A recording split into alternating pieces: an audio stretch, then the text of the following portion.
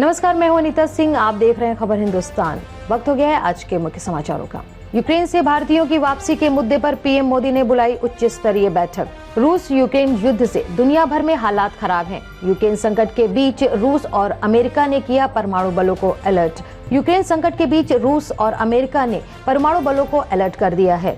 हजारों भारतीय यूक्रेन में फंसे हुए हैं। इस बीच यूक्रेन संकट पर प्रधानमंत्री नरेंद्र मोदी ने उच्च स्तरीय बैठक बुलाई है। सरकारी सूत्रों के मुताबिक कुछ केंद्रीय मंत्री भारतीयों की विदेश वापसी के लिए यूक्रेन के पड़ोसी देश में जा सकते हैं। संयुक्त राष्ट्र सुरक्षा परिषद में कोई हल नहीं निकलता देख संयुक्त राष्ट्र ने महासभा का विशेष आपातकालीन सत्र बुलाया है। ओडिशा में पंचायत चुनाव के दौरान एक गांव के मतदाताओं ने अपनाई प्रत्याशी चयन की अनूठी प्रक्रिया।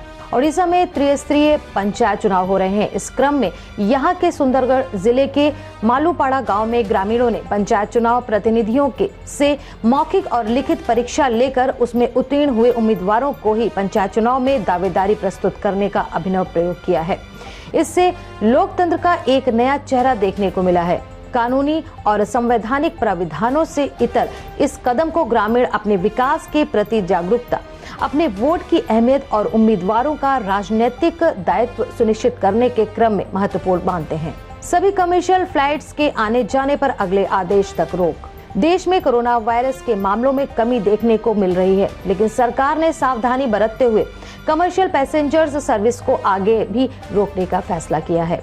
सोमवार को नागरिक उड्डयन महानिदेशालय ने भारत से आने जाने वाली अंतर्राष्ट्रीय कमर्शियल उड़ानों को अगले आदेश तक निलंबित करने का आदेश जारी किया है। यूक्रेन में भारतीय नागरिकों के साथ झड़प, राहुल गांधी ने ट्वीट कर कही ये बात। यूक्रेन और रूस में छिड़ी जंग के बीच भारतीय नागरिकों के साथ झड़प की खबर आ रही है। कांग्रेस नेता राहुल गांधी ने ट्वीट करते हुए लिखा कि इस तरह की घटना के प्रति मेरी संवेदना है। भारत सरकार को तत्काल विस्तृत निकासी योजना के तहत फंसे हुए लोगों को निकालने में मदद करनी चाहिए।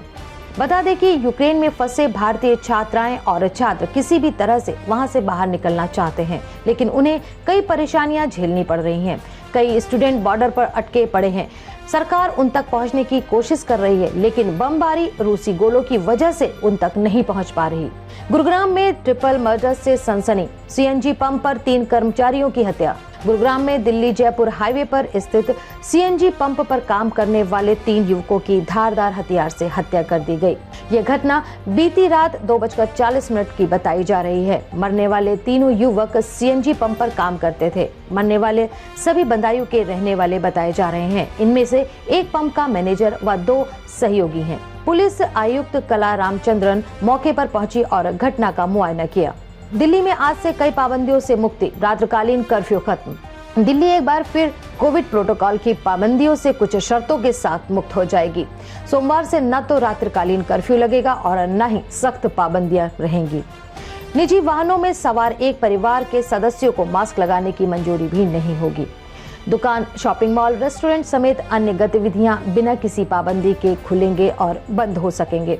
सार्वजनिक वाहनों में भी पहले की तरह लोग दूरी तय कर सकेंगे। आगरा लखनऊ एक्सप्रेसवे पर बड़ा हादसा।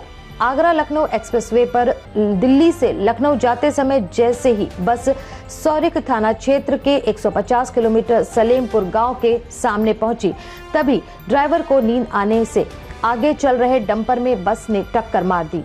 टक्कर इतनी जोरदार हुई कि ड्राइवर बुरी तरह बीच में फंस गया और बस में बैठी 40 सवारियां घायल हो गईं। सूचना पर पहुंचे यूपीडा कर्मी एवं पुलिस ने कड़ी मशक्कत के बाद ड्राइवर को बाहर निकाला, मिनी पीजीआई सैफई भेज दिया। वहीं मामूली रूप से घायल सवारियों को मेडिकल कॉलेज तिरवा में भर्ती कराया गया। ब्राह्मण मतों से बिखराव से बढ़ी प्रत्याशियों की बेचैनी। हरिशंकर तिवारी की वजह से चर्चा में रहने वाली चिल्लूपार विधानसभा सीट पर इस बार नए समीकरण बने हैं। भाजपा और सपा और बसपा प्रत्याशी मजबूती से चुनाव लड़ रहे हैं। इससे पहले मुख्य लड़ाई में बसपा रहती थी, सपा और भाजपा दूसरे या तीसरे नंबर की लड़ाइयां लड़ती थीं। इस बार ऐसा नहीं है। ब्राह्मण मतों के बिखराव से चिल्लूपार की लड़ाई संघर्षपूर्ण हो गई है। सियासी पंडितों का मानना है कि ब्राह्मणों का जिसे भी ज्यादा समर्थन मिलेगा वही भारी साबित होगा। प्रधानमंत्री नरेंद्र मोदी ने कहा, काशी में मेरी मौत की कामना की गई। यह जिंदा शहर बनारस है और यहाँ मृत्यु पाना भी मेरे लिए सौभाग्य होगा। प्रधानमंत्री नरेंद्र मोदी ने रविवार को अपने संसदीय क्षेत्र काशी में जिले के बूथ कार्यकर्ताओं से संवाद कर उन्हें जीत का मंत्र दिया। काशी से अपने लगाव का जिक्र करते हुए विपक्ष पर तीखे प्रहार भी किए। बिना नाम लिए प्रधानमंत्री ने सपा मुखिया अखिलेश यादव पर निशाना साधा। कहा कि काशी विश्वनाथ धाम के भव्य स्वरूप के लोकार्पण के दौरान विपक्ष के कुछ लोग निचले स्तर तक उतर आए हैं। उनकी ओर से काशी में मेरी मृत्यु की कामना की गई। यह जिंदा शहर बनारस है और यहाँ मृत्यु पाना भी सौभाग्य की बात होगी। नगर निगम के पूर्व संविदा कर्मी पर 238 करोड़ की संपत्ति का आरोप। आगरा नगर निगम के पूर्व संविदा कर्मी पर सपोर्ट इंडिया सोसाइटी ने 238 करोड़ रुपए की संपत्तियां अर्जित करने के आरोप लगाए हैं। संस्था ने इस संबंध में वित्त मंत्री, प्रवर्तन निदेशालय, सीबीआई से लेकर मंडलायुक्त, डीएम, नगर आयुक्त तक शिकायतें दर्ज कराई हैं। रविवार को संस्था अध्यक्ष अधिवक्ता सुरेश चंद्र सोनी ने प्रेस वार्ता कर आरोप लगाया कि प्रशासनिक अधिकारी 1 साल से जांच को दबाए बैठे हैं। तो ये थे अब तक के मुख्य समाचार। आगे की अपडेट्स के लिए बने रहिए हमारे साथ, देखते रहिए खबर हिंदुस्तान।